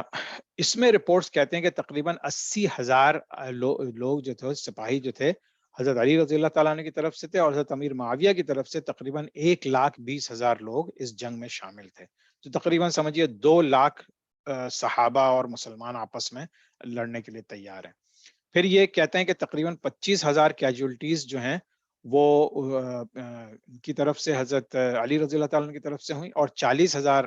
ڈیتھ جو ہیں وہ حضرت امیر معاویہ رضی اللہ تعالیٰ عنہ کی طرف سے. اب دیکھیں یہ دونوں چونکہ مسلمان ہیں، صحابہ ہیں، اپنے اپنے موقف کے لیے لڑ رہے ہیں، تو ہمارا ایز اے مسلمان آج کے دور میں بھی اور ہر دور میں ہمیں چاہیے کہ ہم ان دونوں سائڈز کی عزت کریں. اور یہ دونوں شہید ہیں اس لیے کہ ایون دو کہ لگتا ہی ہے کہ آپ نے ایک دوسرے کو کفر کا فتویٰ دینے کے بعد آپ نے ایک دوسرے کو قتل کیا، لیکن ہماری نظروں میں ایک طرف اتنے بڑے بڑے صحابی ہیں، ایک طرف عائشہ صدیقہ ہیں، ایک طرف حضرت علی رضی اللہ تعالیٰ عنہ ہیں. تو ہم اس مقام پر نہیں ہیں کہ ہم کوئی فیصلہ صادر کر سکیں کہ ہی واز رانگ اور شی واز رائٹ، اور she was wrong and he was right. تو میری اپنی ناقص عقل کے مطابق، اور میں اپنے جو بزرگوں اور علماء کرام سے سنتا ہوں، کہ ہمارا کام ہے ان تمام صحابہ کی عزت کرنا، ان سب کو اچھے نام سے یاد کرنا، اور اللہ کی جو حکمت تھی اور جو کچھ بھی تھا وہ اللہ کی شان کے مطابق تھا، اور اس میں ہم بہت زیادہ جب اس ڈیٹیل میں پڑھتے ہیں نا تو پھر ہم آپس میں لڑنے جھگڑنے اور فتنہ فساد میں پڑ جاتے ہیں۔ تو اللہ تعالیٰ ہم سب کو، ایک دوسرے، تمام مسلمانوں کو ایک دوسرے کے ساتھ محبت سے رہنے کی توفیق عطا فرمائے۔ اور جس طرح میں شروع میں دعا کرتا ہوں، اللہم ارنا الحق حقا وارزقنا اتباعہ، کہ اللہ ہمیں حق کو حق دکھا اور باطل کو باطل دکھا، کیونکہ جب تک ہم حق دیکھنے کے قابل نہیں ہوں گے اپنی آنکھوں سے، ہم حق کا ساتھ نہیں دے سکتے۔ تو انشاءاللہ ہم سب کی دعائیں ہر وقت یہی ہونی چاہیے۔ اچھا، اب یہ جو جنگ ہوئی، اب حضرت علی رضی اللہ تعالیٰ عنہ خود اتنے بہادر تھے، اور ان کے صحابہ جو ان کے ساتھ تھے وہ بھی بہت ہی بہادر اور طاقتور لوگ تھے، تو 1,20,000 کی فوج بھی ان کے سامنے نہیں ٹک سکی، اور انہوں نے ان کو ہرا دیا۔ جب بالکل ورج پہ تھے ہارنے کے امیر معاویہ رضی اللہ تعالیٰ عنہ کی فوج، تو اس وقت تاریخ میں یہ آتا ہے کہ حضرت عمرو بن العاص، جو ایجپٹ کے گورنر تھے اور جن کو حضرت عثمان غنی رضی اللہ تعالیٰ عنہ نے نکال دیا تھا، تو اس کے بعد پھر انہوں نے ان کے خلاف ہو گئے تھے، اور لیکن بعد میں پھر دوبارہ سے حضرت امیر معاویہ رضی اللہ تعالیٰ عنہ کی فورسز کو جوائن کر لیا تھا۔ تو یہ تاریخ کا ایک حصہ ہے، ٹھیک ہے۔ تو اس وقت پھر حضرت عمرو بن العاص نے جب دیکھا کہ اتنے مسلمان اب شہید ہو چکے ہیں اور مزید شہید ہوں گے، تو انہوں نے اپنی حکمت کے مطابق یہ کہا کہ اب ایک ہی طریقہ ہے، کوئی مان نہیں رہا ہے، کہ قرآن کو نیزوں پہ اٹھا لیا جائے، تاکہ حضرت علی رضی اللہ تعالیٰ عنہ کی فوج جب دیکھے گی تو وہ لوگ پھر ہم پہ حملہ نہیں کریں گے۔ تو تاریخ یہ بتاتی ہے کہ حضرت علی رضی اللہ تعالیٰ عنہ کی جیت ہو چکی تھی، ہی واز دا ونر۔ لیکن جب حضرت امیر معاویہ رضی اللہ تعالیٰ عنہ کی فوج نے قرآن کو اپنے نیزوں پہ اٹھا لیا، تو اس طرح ہو گیا کہ اب اگر کوئی حملہ کرے گا تو قرآن جو ہے گر جائے گا، اور قرآن جو ہے سجدے میں آ جائے گا، اور اس کی بے حرمتی ہوگی۔ تو اس وجہ سے اب حضرت علی رضی اللہ تعالیٰ عنہ کو اندازہ تو ہو گیا کہ یہ ایک ٹرک ہے،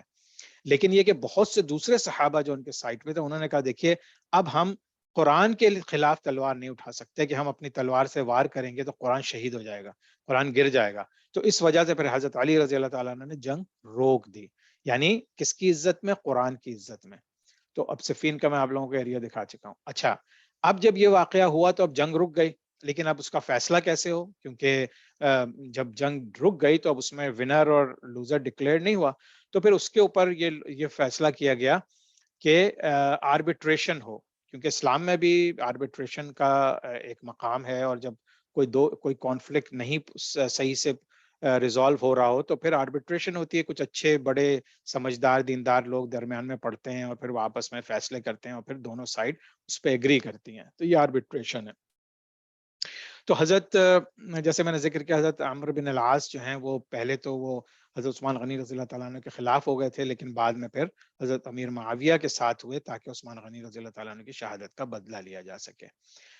اچھا، جب آربیٹریشن کا فیصلہ ہوا تو پھر یہ ڈیسائیڈ ہوا کہ دیٹ علی رضی اللہ تعالیٰ عنہ اور معاویہ رضی اللہ تعالیٰ عنہ نامینیٹ کریں آربیٹریٹر، جس طرح ہوتا ہے دو پارٹیز اپنے اپنے آربیٹریٹر نامینیٹ کریں، اور وہ لوگ پھر بیٹھیں گے، ڈسکشن کریں گے، حالات کو دیکھیں گے، اور اس کے بعد فیصلہ کریں گے کہ کس کی مانی جائے۔ اور دونوں نے یہ ایگری کر لیا کہ جو ہمارے آربیٹریٹرز ہیں وہ جو فیصلہ کریں گے ہم اس کو مانیں گے۔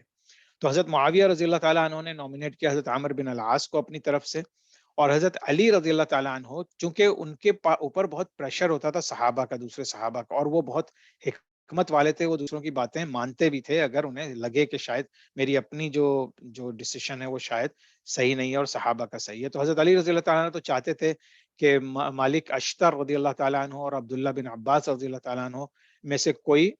آربیٹریٹر بنے، لیکن جب لوگوں نے پریشر کیا تو انہوں نے پھر ابو موسیٰ الاشعری کو اپنی طرف سے آربیٹریٹر مقرر کیا۔ تو حضرت معاویہ کی طرف سے عمرو بن العاص اور حضرت علی رضی اللہ تعالیٰ عنہ کی طرف سے ابو موسیٰ الاشعری آربیٹریٹر ہوئے۔ یہ دونوں ملے، آپس میں انہوں نے میٹنگز کی۔ دومت الجندل جو ہے وہ کوفہ اور سیریا کے درمیان ایک جگہ ہے، اس میں بیٹھ کے ان لوگوں نے ساری ڈیسیشن لیے، اور اس کے بعد یہ ڈیسائیڈ ہوا کہ سب لوگ جمع ہوں گے اور پھر یہ لوگ اپنا ڈیسیشن دیں گے۔ تو جب یہ اناؤنس ہونا تو حضرت عمرو بن العاص نے حضرت ابو موسیٰ الاشعری سے کہا کہ آپ پہلے اپنا فیصلہ سنائیں، یعنی جو ہم نے ڈیسائیڈ کیا ہے دونوں نے مل کے، پہلے آپ اس کو سنا دیں، پھر دوسرا میں سنا دوں گا۔ لیکن ڈسکشن تو ان کی ہو چکی تھی، اور یہی جو ڈسکشن ہوئی تھی وہ ابھی آپ سامنے دیکھیں گے۔ لیکن ہوا کیا؟ انہوں نے اعلان کر دیا کہ بھئی ہم یہ دیکھتے ہیں کہ اس وقت کانفلکٹس بہت زیادہ ہیں، تو ہم سمجھتے ہیں کہ حضرت علی رضی اللہ تعالیٰ عنہ اور حضرت معاویہ رضی اللہ تعالیٰ عنہ دونوں کو ڈسکوالیفائی کر دیا جائے خلافت سے۔ اب آپ کو اندازہ ہو جانا چاہیے کہ حضرت امیر معاویہ سیریا کی طرف سے خلافت چاہتے تھے کہ پورے مسلمانوں کی خلافت ان کے پاس آ جائے. حضرت علی رضی اللہ تعالیٰ عنہ کی حکمت یہ تھی کیونکہ حضور اکرم صلی اللہ علیہ وسلم سے جو سلسلہ چل رہا تھا خلافت ان کے پاس تھی, تو ایک دوسرے کو کے اوپر بیعت کرنی تھی. یعنی اگر حضرت علی کی لیڈرشپ ایکسیپٹ کر لیتے حضرت معاویہ تو ان کے ہاتھ پہ بیعت کر لیتے, اور وائس ورسا. تو یہ دونوں چیزیں جب نہیں ہوئی تو انہوں نے کہا یہ دونوں کو ڈسکوالیفائی کر دیتے ہیں اور ایک نیا خلیفہ چنتے ہیں تاکہ یہ فتنہ و فساد نہ ہو. پھر جب حضرت عمر بن العاص کی باری آئی تو انہوں نے تھوڑا سا انہوں نے کہا ہاں ڈیسیشن تو ہمارا یہی ہوا ہے, لیکن میں پرسنلی یہ سوچتا ہوں کہ حضرت علی رضی اللہ تعالیٰ عنہ کو ڈسکوالیفائی کر دینا چاہیے اور حضرت معاویہ رضی اللہ تعالیٰ عنہ کو خلیفہ بنا دینا چاہیے. اب اس فیصلے کو ظاہر سی بات ہے, اب فیصلہ تو یہ ہوا تھا دونوں میں کہ دونوں کو ڈپوز کر دیا جائے اور ان کے اوپر ماننا ضروری تھا, لیکن جب حضرت عمر بن العاص نے کسی ایک کی سائٹ لے لی, اپنے پرسنل تھاٹس دے دیے, تو اب حضرت علی رضی اللہ تعالیٰ عنہ نے اس کو ایکسیپٹ نہیں کیا کہ بھائی یہ تو آربیٹریشن کا طریقہ نہیں ہے کہ آپ اپنا پرسنل اوپینین دیں. تو پھر خوارج جو تھے اب اس موقع کے اوپر, ابھی تک تو وہ چھپے ہوئے تھے, وہ جو چھوٹے سے گروپ تھا حضرت علی رضی اللہ تعالیٰ عنہ کی فورسز میں, وہ تو اندر سے ان کو نقصان پہنچا رہے تھے اور چھپے ہوئے تھے. اب وہ کھل کے سامنے آ گئے. انہوں نے کہا, انہوں نے ایک نئی چیز شروع کی کہ arbitration belongs to God alone, کہ اللہ تعالیٰ ہی آربیٹریشن کر سکتا ہے, کوئی انسان نہیں کر سکتا. اور پھر انہوں نے ڈکلیئر کر دیا کہ ہم حضرت علی رضی اللہ تعالیٰ عنہ کی آرمی کے ساتھ نہیں ہیں, کیونکہ یہی وہ لوگ تھے جو چاہ رہے تھے کہ قرآن اگر نیزوں پہ اٹھا بھی لیا ہے تو آپ ان کو شہید کریں کہ یہ کیونکہ دوسری سائڈ کی ٹرک ہے, اور ان سب کو قتل کر دیں اور پھر آپ کی خلافت قائم ہو جائے گی. اور آنیسٹلی اگر حضرت علی رضی اللہ تعالیٰ عنہ اس وقت فاتح ہو چکے تھے, وہ چاہتے تو اس وقت حملہ کر کے یہ حضرت امیر معاویہ رضی اللہ تعالیٰ عنہ کی فورسز کو ہرا کے پوری خلافت ڈکلیئر کر دیتے. لیکن اگین ان کا مقصد اپنی پرسنل تخت و تاج نہیں تھا, بلکہ اللہ تعالیٰ کے حکم کے اوپر چلنا اور صحابہ رضی اللہ تعالیٰ عنہم اجمعین کے مشورے کے اوپر چلنا, انہوں نے اس کو پریفرنس دی. اچھا, اب معاویہ رضی اللہ تعالیٰ عنہ نے بھی ایکسیپٹ نہیں کیا اور علی رضی اللہ تعالیٰ عنہ نے یہ آربیٹریشن ایکسیپٹ نہیں کی, تو ان دونوں چیزوں میں پھر کانفلکٹ ہو گیا. اب یہ کانفلکٹ کنٹینیو رہا اور پھر آہستہ آہستہ حضرت معاویہ رضی اللہ تعالیٰ عنہ نے کمپلیٹ کنٹرول حاصل کر لیا سیریا کا, ایجپٹ کا, پارٹ آف ٹرکی کا, اور کرنٹ لیبنان وغیرہ جو علاقہ ہے, کیونکہ سارا شام کہلاتا تھا, لیبنان, فلسطین, پھر نیچے طرف جارڈن اور پورا سیریا, یہ پورا شام کہلاتا تھا. لیکن اس کے بعد میں یہ جو باؤنڈریز ڈکلیئر ہوئی تو پھر اس طرح سے پھر ہمیں لیوانٹ کا ایریا بیسیکلی تھا. اور پھر حضرت معاویہ رضی اللہ تعالیٰ نے کیا کیا, حضرت عمر بن العاص کو دوبارہ سے گورنر بنا دیا ایجپٹ کا, مصر کا, جو کہ حضرت عثمان غنی رضی اللہ تعالیٰ نے ان کو ہٹایا تھا. لیکن اب چونکہ وہ ان کے ساتھ آ گئے تو اب انہوں نے دوبارہ ان کو گورنر ری انسٹیٹ کر دیا. اچھا, ایک واقعہ اور ہوا بیچ میں کہ حضرت علی رضی اللہ تعالیٰ عنہ نے مدینہ منورہ سے مسلمانوں کی حکومت کا جو سینٹر تھا اس کو ہٹا کے کوفہ موو کر دیا. اس کے اوپر بھی بہت کنٹروورسی ہوئی کہ حضور کے زمانے میں صلی اللہ علیہ وسلم کے زمانے میں مدینہ تھا اور اب کوفہ میں ہو گیا, تو یہ ایک کنٹروورسی شروع ہو گئی تھی. لیکن اس کے اوپر یہ کوفہ جو ہے یہ ایک سٹی بنائی تھی حضرت عمر رضی اللہ تعالیٰ عنہ نے, اور یہ بعد میں حضرت علی رضی اللہ تعالیٰ عنہ کے جو سپورٹ کے لوگ تھے وہ زیادہ تر کوفہ میں جمع ہو گئے تھے, کیونکہ مدینہ منورہ میں تو دوسرے صحابہ تھے, ان کا زور تھا مکہ اور مدینہ میں. تو اس طرح سے یہ ایک دو فرنٹس بن گئے تھے. اب حضرت علی رضی اللہ تعالیٰ عنہ نے یہ فیصلہ کیوں کیا, اس میں بہت ساری حکمتیں تھیں. ایک تو ویری آبویس کہ چونکہ ان کی سب سے زیادہ سپورٹ جو ہے انہی لوکل پیپل میں تھی. دوسری چیز یہ کہ مسلم امپائر کو ایک بہت, کیونکہ مسلم امپائر پھیل چکی ہے, تو اس کو ایک مزید سینٹرلائز جگہ سے مینج کیا جائے تاکہ اتنی پرابلمز نہ ہو. مدینہ منورہ تھوڑا سا اور نیچے کی طرف آ جاتا تھا, تو انہوں نے کہا کہ یہ اس لیے. تیسری چیز جو بہت بڑی حکمت تھی وہ یہ کہ حضرت علی رضی اللہ تعالیٰ عنہ یہ نہیں چاہتے تھے کہ مدینہ منورہ میں فتنہ و فساد ہو, اور انہیں پتا تھا کہ یہ ایک بہت بڑا کانفلکٹ شروع ہو چکا ہے, اور اگر یہ مدینہ منورہ میں ہوا تو وہاں تو مطلب حضور صلی اللہ علیہ وسلم کا گھر تھا, ان کی قبر مبارک وہیں پر ہے, تو وہ اس کی بے حرمتی نہ ہونے کی وجہ سے انہوں نے یہ فیصلہ کیا تھا. اچھا, پھر ایک تیسری جنگ ہوئی, جنگ نہروان, اور یہ وہ جنگ تھی کہ اب خارجائٹس جو ہیں وہ انہوں نے اپنی پوری ایک فورس بنا لی. جتنے لوگ حضرت علی رضی اللہ تعالیٰ عنہ کی فورس سے سمجھا ڈیفیکٹ کیا تھا انہوں نے اپنی فورس بنا لی, لیکن ان کی زیادہ تعداد نہیں تھی. تو انہوں نے اب حضرت علی رضی اللہ تعالیٰ عنہ کے خلاف ڈکلیئر کر دی جنگ. حضرت علی رضی اللہ تعالیٰ عنہ کے پاس 14,000 آرمی تھے اور ان کے پاس صرف 2,800 تھی. لیکن یہ کہ وہ کیا کہنا چاہیے, غصے کے اور نفرت کے مارے لوگ تھے, تو انہوں نے نفرت کے عالم میں جب جنگ کی تو حشر اس کا یہ, وہ نہروان ایک ریور کا نام ہے جس کے قریب یہ بھی شام میں ہے, اس کے قریب نہروان ریور کے قریب یہ جنگ ہوئی، اس لیے نہروان کہلاتی ہے. اس میں تقریباً 2800 میں سے 2400 خارجائٹس مارے گئے، قتل ہو گئے. اور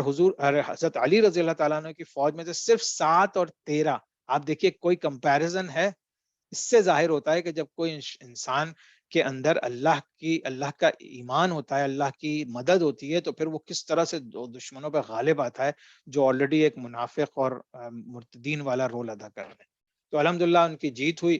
اور پھر انہوں نے جتنے زیادہ خارجائش کو قتل کر سکتے تھے انہوں نے قتل کر دیا، کیونکہ حضرت علی کو پتا تھا یہ لوگ بہت فتنہ انگیز لوگ ہیں. لیکن کچھ لوگ بھاگ گئے اور کہیں چھپ گئے، اور پھر ہم تاریخ میں دیکھتے ہیں کہ ان لوگوں نے پھر مسلسل کبھی کفار کے ساتھ مل کے، کبھی رومنز کے ساتھ مل کے، کبھی پرشین امپائر کے پرانے لوگوں کے ساتھ مل کے مسلمانوں کو مسلسل نقصان پہنچاتے رہے، اور آج تک مسلمانوں کو نقصان پہنچاتے رہے ہیں. اور پھر فائنلی انہی میں سے ایک آدمی تھا جو بچ گیا تھا، جس نے حضرت علی رضی اللہ تعالیٰ عنہ کو فائنلی شہید کر دیا تھا. ٹھیک ہے، یہ بیت اللہ نہروان کا آپ کو نقشہ دکھا دیا. یہ نہروان یہاں پر تھا. ٹھیک ہے. اچھا، اب ہم بات کریں، تھوڑی سی آج ٹائم زیادہ ہو گیا تو آئی ہوپ کہ آپ لوگ انشاءاللہ تعالیٰ تھوڑا سا بس ٹائم دے دیں 2-4 منٹ کا. تو حضرت علی رضی اللہ تعالیٰ عنہ کی شہادت کیسے ہوئی 661 میں؟ اب یہ تمام حالات چل رہے ہیں، ہمیں سب پتہ ہے کہ کس طرح سے حضرت علی کے بھی دشمن ہیں، اور دوسری طرف سے لوگ صحابہ آپس میں مٹ بھیڑ ہوئے ہیں ایک دوسرے کے ساتھ. تو ایک خوارج میں سے تھا ایک عبد الرحمن ابن ملجم، اور 19 رمضان 1661 میں اس وقت اس نے جو ہے حضرت علی رضی اللہ تعالیٰ عنہ کو شہید کر دیا جب وہ نماز فجر کی امامت کر رہے تھے کوفہ کی، جو گرینڈ مسجد آف کوفہ ہے. اور وہ جس تلوار سے اس نے ان کو شہید کیا اس میں زہر پلائی ہوئی تلوار تھی. تو ایسا تھا کہ اگر چھوٹا سا بھی گھاؤ لگتا، تھوڑا سا بھی اندر جاتا، تو وہ زہر پورے جسم میں پھیل جاتا. اور یہی ہوا کہ وہ اس وقت تو ان کو اٹھا کے گھر لے گئے، لیکن گھر میں پھر ان کو زہر پورے جسم میں پھیل گیا اور ان کی شہادت ہو گئی. اچھا، پھر یہ بھی ہمیں تاریخ سے پتہ چلتا ہے کہ خوارج نے جو اٹیمپٹ کیے، کیونکہ نہ وہ ان کے ساتھ سنسیئر تھے حضرت علی رضی اللہ تعالیٰ عنہ کے ساتھ، نہ حضرت امیر معاویہ رضی اللہ تعالیٰ عنہ کے ساتھ. تو انہوں نے پلان یہ کیا تھا کہ ایک وقت میں حضرت علی رضی اللہ تعالیٰ عنہ کو کوفہ میں، حضرت معاویہ رضی اللہ تعالیٰ عنہ کو شام میں، اور حضرت عمر بن العاص رضی اللہ تعالیٰ عنہ کو ایجپٹ میں ایک وقت میں فجر کی نماز پہ جا کے تینوں کو قتل کر دیں گے، اور پھر وہ دوسروں کو بہکا کے اور نئی حکومتیں بنا دیں گے. لیکن اللہ کا کرنا کیا ہوا کہ حضرت علی رضی اللہ تعالیٰ عنہ تو شہید ہو گئے، لیکن حضرت امیر معاویہ، ان کی کچھ طبیعت صحیح نہیں تھی تو وہ نہیں گئے تھے، یا وائس ورسا حضرت عمر بن العاص کو ہلکا سا زخم آیا تھا، یا حضرت معاویہ اور عمر بن العاص کا تھوڑا واقعہ مجھے ایگزیکٹلی یاد نہیں، لیکن بہرحال ان میں سے ایک کو جو ہے ہلکا سا زخم آیا تھا لیکن وہ بچ گئے تھے، اور دوسرے جو ہیں اس دن ان کی طبیعت صحیح نہیں تھی، وہ فجر میں گئے ہی نہیں تھے. تو ان 3 اساسینیشن اٹیمپٹس میں حضرت علی رضی اللہ تعالیٰ عنہ کی شہادت ہو جاتی ہے، اور باقی وہ دونوں بچ جاتے ہیں. اچھا، اب کیا ہوا کہ حضرت علی رضی اللہ تعالیٰ عنہ کی جب شہادت ہو گئی تو اب سب سے بڑی فورس یا پاور جو ہے وہ حضرت امیر معاویہ کی تھی. شام میں تھے وہ، تو جیسے ہی ان کی شہادت ہوئی تو حضرت امیر معاویہ نے جو ہے بیسیکلی خلافت ڈکلیئر کر دی، اور پھر بہت سے صحابہ جو حضرت علی کی طرف بھی تھے ان میں سے بہت سے صحابہ نے بیعت کر لی، صرف اس وجہ سے کہ فتنہ و فساد مزید آگے نہ بڑھے. تو اب جو ہے یہ امپائر جو ہے آگے بڑھ رہی ہے. اگر اسلامی تاریخ کے لحاظ سے دیکھا جائے تو حضرت امیر معاویہ رضی اللہ تعالیٰ عنہ کے زمانے میں بہت سی مزید فتوحات ہوئیں، اسپین تک لوگ پہنچ گئے، قبرص پہ قبضہ کر لیا اینڈ سو آن. لیکن یہ کہ یہ 2 فیکشنز چونکہ بن چکے تھے تو یہ آج تک ان کے دلوں سے یا آپس میں جو ایک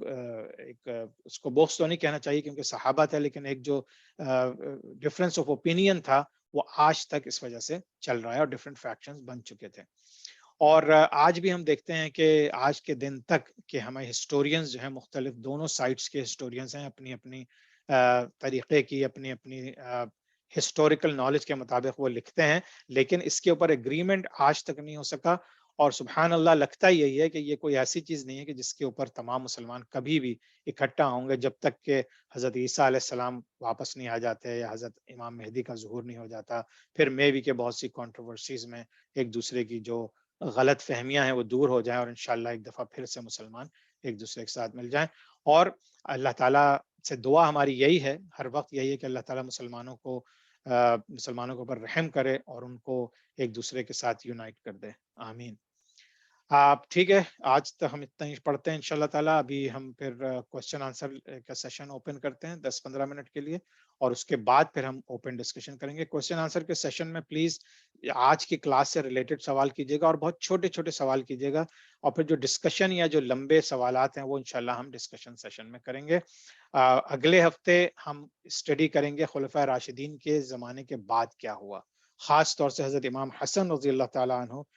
جنہوں نے حضرت امیر معاویہ رضی اللہ تعالیٰ عنہ کے ہاتھ پہ بیعت کر لی تھی، اس کی کیا وجوہات تھیں، اس کا ہم ذکر کریں گے۔ اور پھر حضرت امام حسین رضی اللہ تعالیٰ عنہ کے ساتھ انہی لوگوں نے کس طرح سے دغا بازی کی، اور پھر ان کو کربلا کے مقام پہ بلا کے شہید کر دیا گیا، اور کس طرح سے ان کی پوری فیملی شہید کر دی گئی۔ یہ بھی تاریخ کا ایک بہت ہی دردناک واقعہ ہے، اور اس کو ہم سب کو ایک اچھے انداز سے ہسٹری کو پتہ ہونا ضروری ہے، تاکہ بجائے اس کے کہ شیطان ہمیں کسی اور طرف لے جائے، ہم لوگ حقیقت کو واضح کریں اپنے لیے بھی، اور پھر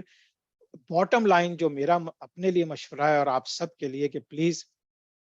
ان نفرتوں کو دور کر کے اور ہسٹری کو سمجھ کے، اور پھر